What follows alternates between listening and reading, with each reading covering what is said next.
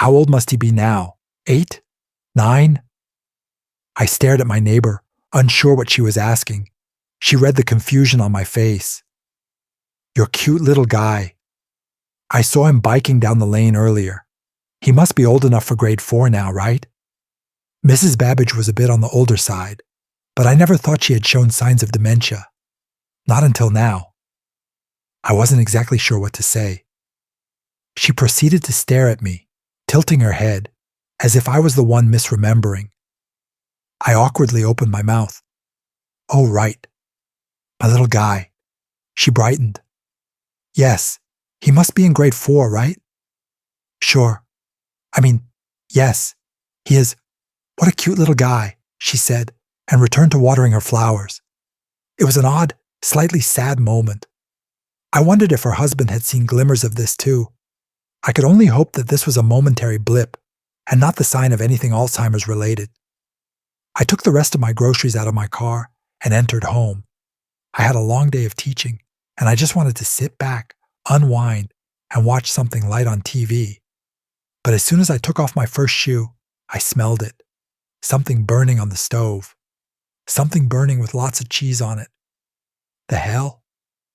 I dashed over to the kitchen and almost fell down, partially because I was wearing only one shoe, but also because there was a scrawny little boy frying Kraft dinner.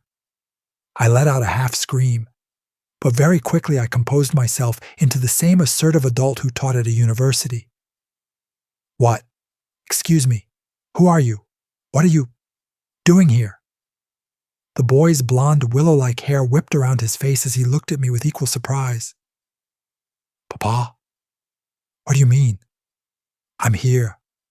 I'm here. He was a scared, confused child, and I couldn't quite place the bizarre inflection of his words. Do you want some KD, Papa? Have some. Have some. Was that a Russian accent? It took me a second to realize he was wearing an oversized shirt that looked just like mine. Was he wearing my clothes? I held out my palms like I would at a lecture, my standard everyone settle down gesture, and cleared my throat. I'm sorry. I don't know who you are, or what this is. The boy widened his eyes, still frightened by my intensity. He stirred the food with a wooden spoon. It's Katie, Papa. Your favorite, chili cheese kind. Don't you remember? His name was Dmitri, and he claimed to be my son. Apparently at some point there had been a mother, but he didn't remember much about her. He only remembered me. You've been Papa my whole life. My whole life, Papa. I tried having a sit-down conversation. In fact, I tried to have many sit-down conversations where I explained to Dmitri that that would be impossible. But it always ended with him clutching me with impassioned tears, begging me to remember him. The confusion only got worse when my mother called. How is my grandson doing? She asked. I didn't know how to reply. The conversation grew awkward and tense until eventually I clarified my whole predicament. Mom, what are you talking about? I don't have a son. I've never had a son. My mother gasped a little, then laughed and scolded me, saying I shouldn't joke around like that, because of course I've always had a son. A smart little guy who will be celebrating 9 this weekend. I hung up. I stood petrified in my own kitchen, staring at this strange, expectant Slavic child. For the next 10 minutes, all I could do was ask where his parents were, and he just continued to act frightened, like any authentic kid might, and replied with the same question. How did you forget me, Papa? My method wasn't getting me anywhere, so I decided to play along. I cleared my head with a shot of espresso. I told him my brain must have been scrambled from overworking, and I apologized for not remembering I was his father. He brightened immediately. It's okay, Papa. It's okay. He gave me a hug. You always work so hard. The tension dropped further as Dmitri finished making the noodles and served himself some.